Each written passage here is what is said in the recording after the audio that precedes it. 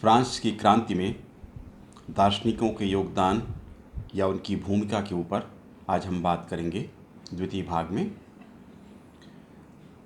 दार्शनिकों के योगदान के विषय में दो मत हमें प्राप्त होते हैं।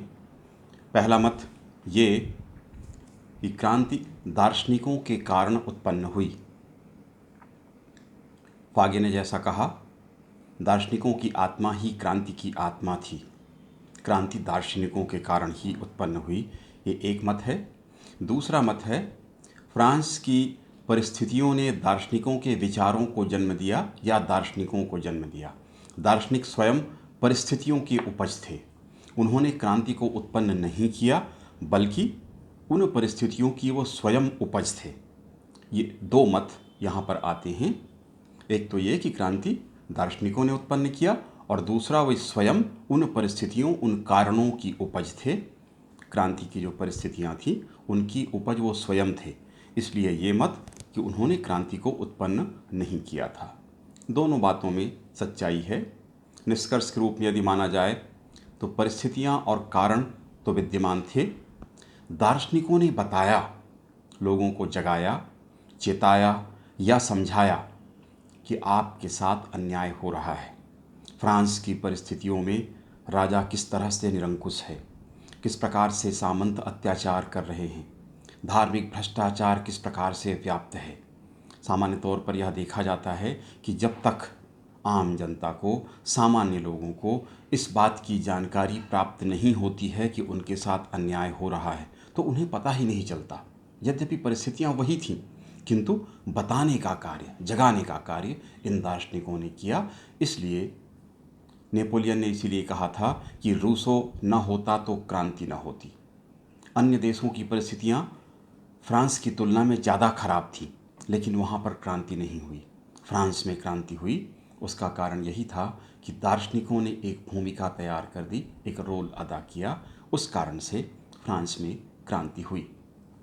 दोष दर्शन कराने का कार्य इन्होंने किया।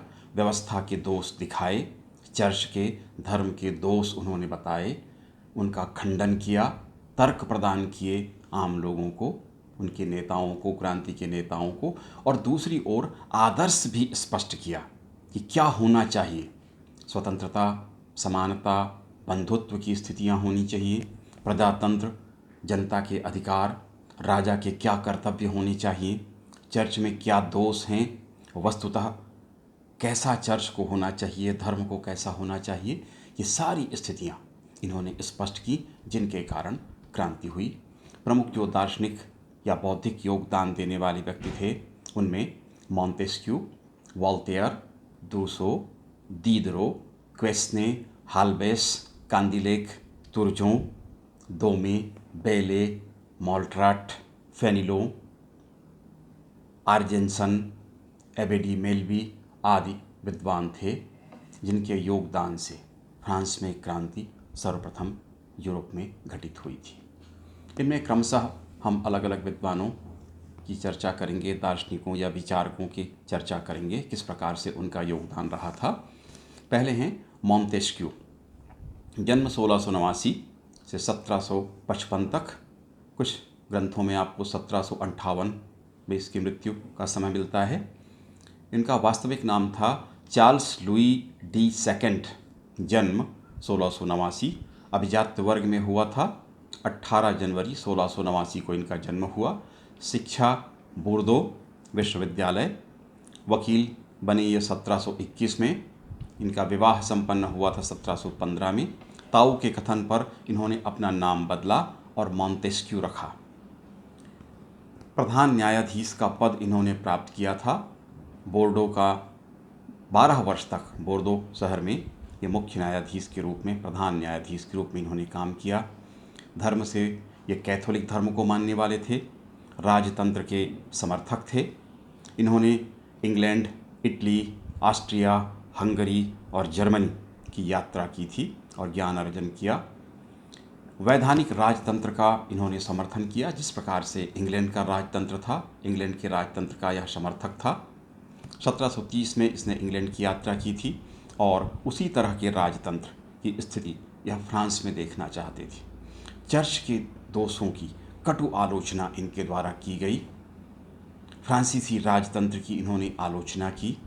पर्सियन लेटर्स नाम के ग्रंथ में, क्योंकि उस समय फ्रांस में स्थिति थी कि सीधे आलोचना राजा की या सरकार की नहीं हो सकती थी, तो व्यंग के रूप में इन्होंने दोष गिनाए थे, किस प्रकार से फ्रांसीसी राजतंत्र में दोष हैं। सबसे प्रमुख ग्रंथ इनका स्पिरिट ऑफ द लॉ नाम का ग्रंथ था। 20 वर्ष तक कठोर श्रम कर इन्होंने इस ग्रंथ को लिखा। ये ग्रंथ बहुत लोकप्रिय हुआ। 2 वर्ष में 22 संस्करण निकले थे। इसी से स्पष्ट हो जाता है कि कितना लोकप्रिय यह ग्रंथ रहा था। इसमें इसने स्पष्टतः दैवी अधिकारों के सिद्धांत का विरोध किया, जैसा कि फ्रांस में था। संवैधानिक राजतंत्र का समर्थन किया, जैसा कि इंग्लैंड में है। स्वतंत्रता, समानता के लक्ष्य को इसने सिद्ध करने के रास्ते बताए। शक्ति पृथक्करण का सिद्धांत इनका प्रमुख देन स्वीकार किया जाता है। इन्होंने बताया कि फ्रांस के राजा में तीनों शक्तियां एक साथ निहित थीं, कार्यपालिका, न्यायपालिका और व्यवस्थापिका। तीनों की शक्तियां एक साथ राजा में थीं, जबकि इनका यह कहना था शक्ति पृथक्करण के सिद्धांत में कि तीनों शक्तियां पृथक पृथक होनी चाहिए। और इन्होंने बताया कि जब तक तीनों शक्तियां एक व्यक्ति में निहित रहेंगी, वह निरंकुश रहेगा, तानाशाह रहेगा। और निदान भी बताया कि इसको अलग अलग करना आवश्यक है, जो फ्रांस में आवश्यक था। सामंतों और पार्लिमा द्वारा यह राजा पर नियंत्रण करना चाहता था। सामंतों के अधिकार का समर्थक था। कानूनी सर्वोच्चता, कानून सबसे ऊंचा हो, राजा से भी ऊंचा हो, सामंतों से या पादरियों से भी, ये इसका कथन था। इसने रोमन लोगों की महानता व उनके पतन के कारणों पर विचार नाम का एक ग्रंथ लिखा। सुल्ला और एक्रेटीज का संवाद नाम का ग्रंथ भी इनके द्वारा लिखा गया था। मॉन्टेस्क्यू का योगदान इस प्रकार महत्वपूर्ण था और फ्रांस की क्रांति को जगाने में या उत्पन्न करने में इसकी भूमिका महत्वपूर्ण थी। दूसरा विद्वान था वोल्टेयर, 1694 से 1778। फ्रांसिस मेरिए रुएट इसका नाम था। इसकी लोकप्रियता का अनुमान इसी से लगाया जा सकता है कि इन्हें राजा वोल्टेयर कहा गया था। अत्यधिक लोकप्रिय थे कि जीवन की घटना ऐसी थी कि जहाँ भी जाते थे लोग इनके पीछे चलते थे। और फ्रांस में ये मान्यता थी या परंपरा थी कि जो भी इस तरह का सिद्ध व्यक्ति हो, उसके कपड़े का एक धागा भी अगर मिल जाए तो वो बड़ा ही कल्याणकारी होता है। इसलिए जब भी कहीं निकलता था तो लोग इसके पीछे पड़ जाते थे और कई बार तो इसे नग्न अवस्था में भागना पड़ा था या छिपना पड़ा था। ये इतना लोकप्रिय था और अपनी लोकप्रियता से बड़ा परेशान रहता था। छुपकर या रूप बदल कर इसको यात्रा करनी पड़ती थी। हॉलैंड रोज ने लिखा था, वह फ्रांसीसी विचारों का दर्पण था। जन्म 1694, मध्यम वर्गीय परिवार में हुआ था। कवि, लेखक, नाटककार, व्यंग्यकार, इतिहास और दर्शन का ज्ञाता था। पिता प्रांत अधिकारी थे, इन्हें वकील बनाना चाहते थे, किंतु ये साहित्यकार हुए या दार्शनिक हो गए। बड़ा निर्भीक और साहसी व्यक्ति था। कठोर आलोचना इसने की। इसके कारण, कठोर लेखन या आलोचना के कारण कारागार में रहना पड़ा। बास्तील के किले में लंबे समय तक बंद रहा। निर्वासित जीवन भी इसने व्यतीत किया। यह स्वतंत्रता का प्रबल समर्थक था, व्यक्तिगत स्वाधीनता का प्रबल समर्थक था। उसने लिखा था, यद्यपि मैं अपनी बात, आपकी बात से सहमत न हूँ, किंतु आपके इस अधिकार के लिए मैं अपने प्राण भी दे सकता हूँ। ये उसने लिखा था। प्रबल समर्थक था व्यक्तिगत स्वाधीनता का। चर्च के आडंबरों की इसने कटु आलोचना की। भ्रष्ट व्यवस्था, टाइथ कर का इसने विरोध किया था। चर्च में जो आडंबर थे उसकी इसने कटु आलोचना की थी। राजा की निरंकुशता का भी इसने विरोध किया था कि राजा को यह अधिकार नहीं है, उस पर नियंत्रण होना चाहिए। इसका समर्थन उसने किया। कैथोलिक चर्चों का कठोर विरोध इसके द्वारा किया गया। गिरजाघरों में मूर्खों को शांति मिलती है, ये इसने कहा था। चर्च को यह बदनाम स्थान की संज्ञा दिया करता था। न वह पवित्र है, न रोमन है और न ही साम्राज्य है। रोमन साम्राज्य के बारे में उसका कथन था। इस तरह से चर्च की यह कटु आलोचना करता था, किंतु आस्तिकता इसमें थी। उसने कहा था यदि ईश्वर नहीं भी है तो उसे उत्पन्न करना होगा। ये उसकी आस्तिकता को स्पष्ट करती है। यह प्रबुद्ध राजा का समर्थक था, जैसे कि फ्रेडरिक महान प्रसा का राजा था, उसके पास कुछ समय तक इसने समय भी बिताया था। इसका कथन था 100 चूहों की जगह एक सिंह का शासन बेहतर होता है। अंग्रेजी न्याय विधान का इसने समर्थन किया। उस प्रकार की व्यवस्था फ्रांस में होनी चाहिए, ऐसी इसकी इच्छा थी। शोषण मुक्त समाज की स्थापना करना चाहता था। भ्रष्टाचार का इसने जमकर विरोध किया और लेख लिखे। अपने ग्रंथों में भी इसने कटु आलोचना की। एडिप नाम का ग्रंथ 1718 में, लेटर्स फिलासफिक्स 1733 में इसने लिखा। समानता का इसने समर्थन किया, प्रबल समर्थक था। अंधविश्वासों का कठोर विरोध इसके द्वारा किया गया। स्विट्जरलैंड, अपने देश को छोड़कर स्विट्जरलैंड में जाकर बसा। फरने गांव में यह रहा। 84 वर्ष की अवस्था में इसकी मृत्यु हुई। इसे जनता ने राजा वॉल्टेयर की संज्ञा दी थी। देवतुल्य स्थान इसका उस समय फ्रांस में था। तो इसका भी योगदान महत्वपूर्ण था। फ्रांस की जनता को जागृत करने में इसने महत्वपूर्ण भूमिका अदा की। अगला व्यक्ति था, विद्वान था, रूसो। सर्वाधिक प्रभावित करने वाले व्यक्ति में जीन जैक्स रूसो, 1712 से 1778 तक। पिता घड़ीसाज था, घड़ी बनाने वाला था जिनेवा में। 28/6/1772 को इसका जन्म हुआ था। माता की शीघ्र मृत्यु हो गई, इसलिए रिश्तेदारों ने इसका पालन पोषण किया। शिक्षा इसकी पर्याप्त नहीं हुई थी। 16 वर्ष की उम्र से ही इसने भटकना प्रारंभ कर दिया था। 14 वर्षों तक लगातार भटकता रहा। इस बीच में दीदरो से, जिसने विश्वकोश की रचना की थी, उससे इसकी मुलाकात हुई थी। फ्रांस का जीवन भी इसने देखा, बहुत निकटता से इसने देखा। भटकाव में रहा। नैतिक रूप से यह दुश्चरित्र व्यक्ति था। संयम या उत्तरदायित्व इसने नहीं निभाया। कन्फेशन नाम के ग्रंथ में इसने स्वीकार किया था कि उसके बहुत सारी संतानें थीं, उसका पालन इसने नहीं किया। वो बच्चे अनाथालय में पले, ये भी उसने स्वीकार किया। ग्रंथ जो उसने लिखे, न्यू हेलोइजे 1761 में, इमाइल सामाजिक समझौता, ये प्रसिद्ध ग्रंथ था 1762 में।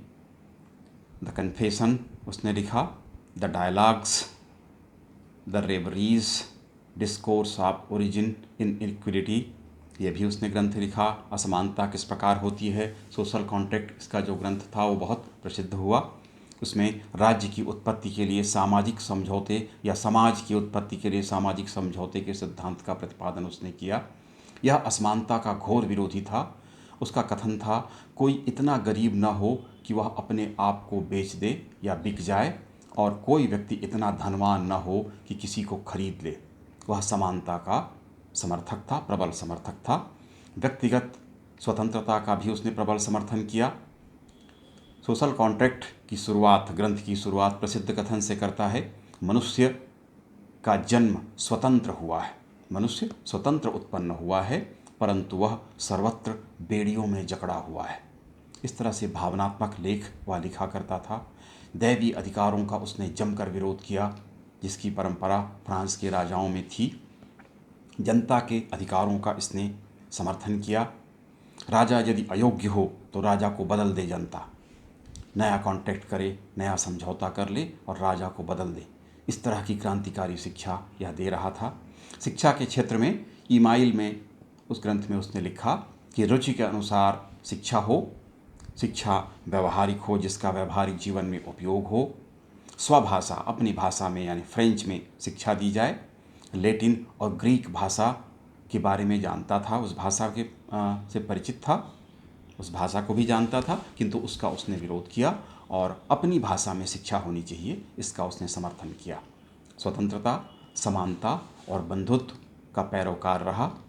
इंग्लैंड की प्रतिनिधि प्रणाली की उसने आलोचना की। उसने कहा कि अप्रत्यक्ष प्रणाली है, प्रत्यक्ष जनता का हस्तक्षेप होना चाहिए, जनता सीधे अपना विधान तैयार करे, क्योंकि वह अपने लिए ही ये काम करेगा।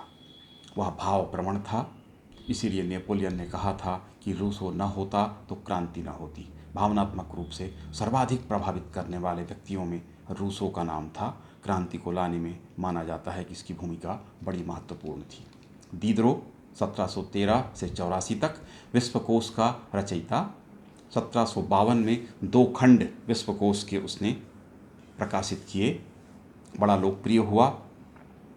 उसके ग्रंथ को डिक्शनरी थी, एक प्रकार से विश्वकोश था। राजा व चर्च का विरोधी घोषित कर दिया गया, किंतु यह जनता में बहुत लोकप्रिय रहा।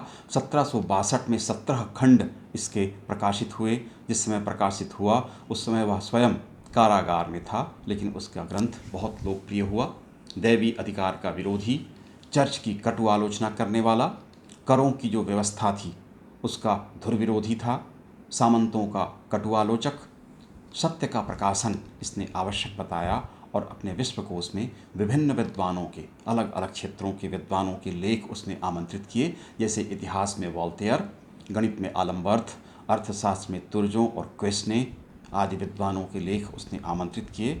अन्य विद्वानों के विचार भी उसने अपने ग्रंथ में दिए विश्वकोश में, इसलिए यह प्रसिद्ध हुआ। क्वेस्ने 1694 से 1774 अहस्तक्षेप की नीति का इसने समर्थन किया कि राजा या शासन कम से कम हस्तक्षेप करे, मुक्त व्यापार हो, कोई उस पर नियंत्रण न हो, चुंगी कर समाप्त कर दिया जाए, केवल भूमि कर लिया जाना चाहिए। ये इसके विचार थे, इससे इसने प्रभावित किया। हालबेस ने धर्म को के विषय में मुख्य रूप से लिखा। मूल समस्या उसने बताई राजनीति, जो राजा उसके आसपास के दरबारी या सामंतगण करते हैं, उसको उसने मूल कारण बताया अशांति का। कांदिलेख आर्थिक संपन्नता की विधि इसने बताई। कर व्यवस्था, नीतियाँ कैसी हों, इस पर इसने लेख लिखे। तुर्जों आर्थिक सुधार पर इसने लेख लिखे। अर्थशास्त्री था, मंत्री भी रहा था। जन कल्याण, मुक्त व्यापार, मुक्त उद्योग और मुक्त कृषि तुर्जों चाहता था। अर्थमंत्री भी रहा था लुई 16वां का, उसको पद से हटा दिया गया था जब सामंतों पर और पादरियों पर कर लगाने की बात प्रस्ताव उसने की थी। इसी प्रकार दो में जो विधि और दर्शन पर इसने लेख लिखे थे। विधान जनता द्वारा बने, जनता के अनुसार बनना चाहिए। कुशासन का इसने जमकर विरोध किया था। बेले सहिष्णुता या उदारता की नीति शासकों के द्वारा अपनाई जानी चाहिए। स्वाधीनता और जनता के अधिकारों का यह समर्थक था। इसी प्रकार माल्ट्रॉट धर्म और विधि के बारे में इसने लेख लिखे। दैवी अधिकार का प्रायः सभी विद्वानों ने, जो राजा के अधिकार थे, उनका विरोध किया था। संवैधानिक राजतंत्र का कट्टर समर्थक था।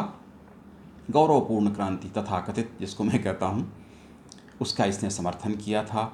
इसी प्रकार फेनिलों फ्रांसीसी सभ्यता के विषय में उसने लिखा था कि फ्रांसीसी सभ्यता गोबर के छत्ते पर खिल रही है, ये उसने व्यंग्य किया था। पावर इज़ पॉइजन कहा करता था, जैसा कि तुलसीदास जी ने लिखा है, को अस नहीं जन्मा जग माही, प्रभुता पाही जाहि मद नाही। वही इसने कहा कि पावर इज़ पॉइजन, जैसे ही किसी के पास शक्ति आती है निश्चित रूप से वह उसका दुरुपयोग करेगा। उसने लिखा कि राजा स्वभाव से ही दुष्ट होते हैं। संवैधानिक राजतंत्र का उसने समर्थन किया और शासन के विकेंद्रीकरण पर उसने जोर दिया। आर्जेंसन प्रांतीय शासक और विदेश मंत्री रह चुका था। Consideration on the government of France, ये किताब उसने लिखी थी। विकेंद्रीकृत सत्ता का समर्थक था। व्यापारिक प्रतिबंध जो थे उसको वह पूरी तरह समाप्त कराना चाहता था। आर्थिक समानता पर उसने जोर दिया। कुलीन तंत्र या सामंतों के अधिकार का उसने जमकर विरोध किया। राजतंत्र का वह समर्थक था। समाजवादी विचार भी उसके रहे। पेरिस में पादरियों के कत्लेआम से क्रांति प्रारंभ होगी, ऐसी भविष्यवाणी उसने की थी और वास्तव में 38 वर्ष के बाद उसकी बातें सत्य सिद्ध हुई। एबेडी मेलबी भूमि पर सार्वजनिक स्वामित्व पर जोर देता था। क्रांति को इसने आवश्यक बताया। स्वतंत्र संस्थाएं आवश्यक हैं, इस पर इसने जोर दिया। और राजतंत्र का अंत अनिवार्य है, ये भी उसने बताया था। इनके विचारों से ही प्रभावित होकर जेकोबिन दल की शुरुआत हुई थी, उसका जन्मदाता ये माना जाता है। इस प्रकार से फ्रांस में या फ्रांस की क्रांति में दार्शनिकों या विचारकों ने अपना योगदान दिया, जो बौद्धिक योगदान के नाम से जाना जाता है। निष्कर्ष के रूप में बताया जा सकता है कि प्रायः सभी विचारकों और दार्शनिकों ने राजतंत्र के दोषों को स्पष्ट किया। दैवी अधिकार के सिद्धांत का सभी ने विरोध किया, एक स्वर में विरोध किया। चर्च दूसरा बिंदु रहा जिस पर उसके दोष उजागर किए गए। भ्रष्टाचार की स्थिति उसमें थी, उसकी कटु आलोचना की गई, उसके आडंबरों को गलत बताया गया। यह काम प्रायः सभी विचारकों ने किया। स्वतंत्रता, समानता और बंधुत्व का प्रतिपादन इन दार्शनिकों के द्वारा किया गया आदर्श के रूप में। रूसो, वॉल्टेयर और मॉन्तेस्क्यू ने सर्वाधिक प्रभावित किया था। सामंतों के जीवन की भी आलोचना की गई थी। इस तरह से चर्च, सामंत और राजा या जो राजनीतिक व्यवस्था थी वो केंद्र में थी कटु आलोचना के। और इन दार्शनिकों और विचारकों ने यह स्पष्ट किया था कि आदर्श स्थिति क्या होनी चाहिए।